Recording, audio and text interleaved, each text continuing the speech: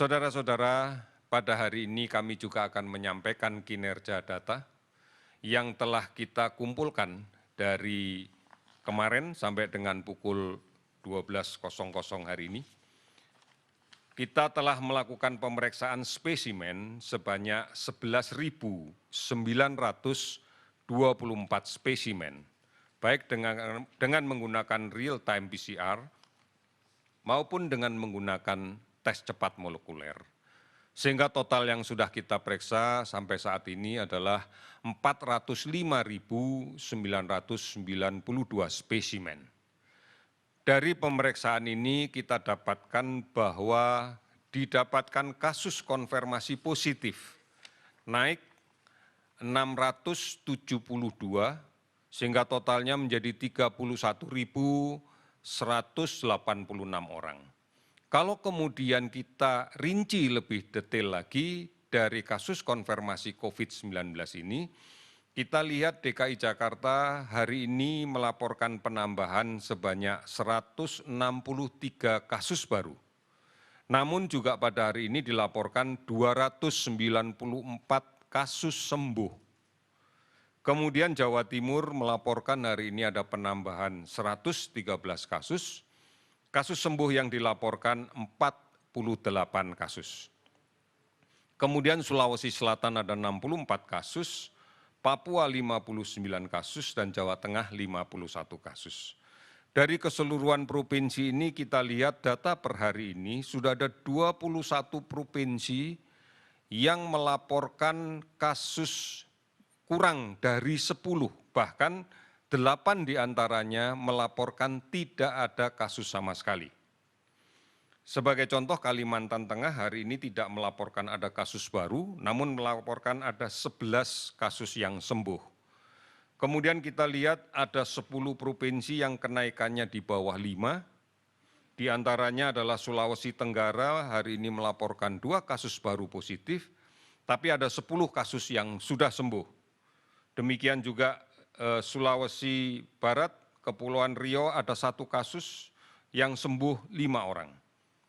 Inilah yang kemudian kita yakini bahwa sebagian besar masyarakat kita telah memahami betul tentang hal-hal yang bisa dilakukan untuk mencegah terjadinya penularan COVID-19.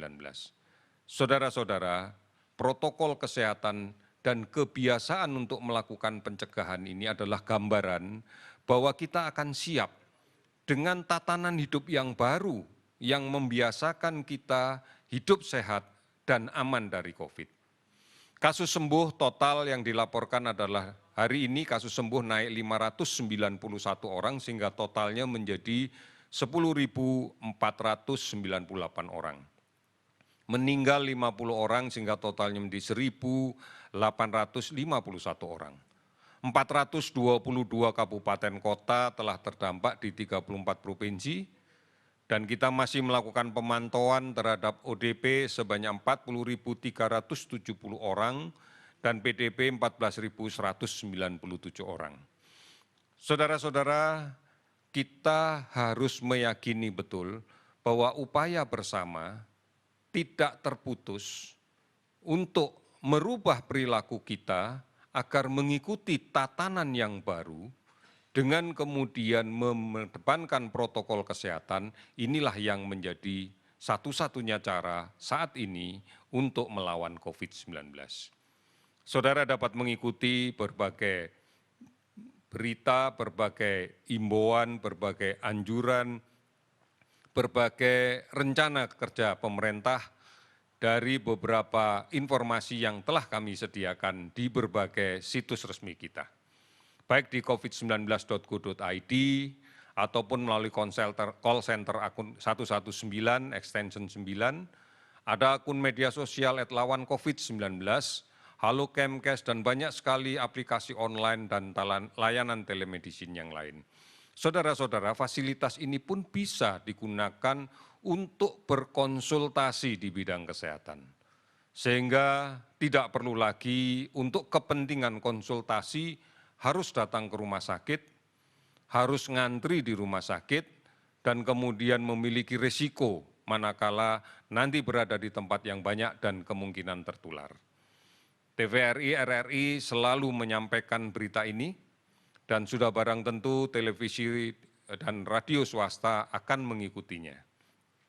Oleh karena itu saudara-saudara sekalian, kembali lagi kami mengingatkan, kalau kita aman karena menjalankan protokol kesehatan, maka kita akan terlindung dari COVID-19. Dengan perubahan paradigma hidup seperti ini, maka kita bisa aktif untuk kemudian produktif kembali. Oleh karena itu persyaratan mutlak bahwa kita harus aman. Kita harus yakin bahwa kita bisa melindungi diri kita, agar kita bisa melaksanakan kegiatan-kegiatan yang produktif. Ini yang harus mulai kita laksanakan. Ini yang harus menjadi gaya hidup kita yang baru. Karena dengan demikian, maka kita bisa menjadi pahlawan setidaknya untuk diri kita sendiri, untuk keluarga kita. Agar kita bisa melindungi kita, melindungi diri sendiri, melindungi orang lain. Keyakinan ini yang pasti akan bisa kita lakukan. Optimisme ini pasti kita bisa lakukan. Kita pasti bisa. Indonesia pasti bisa. Sekian dan terima kasih.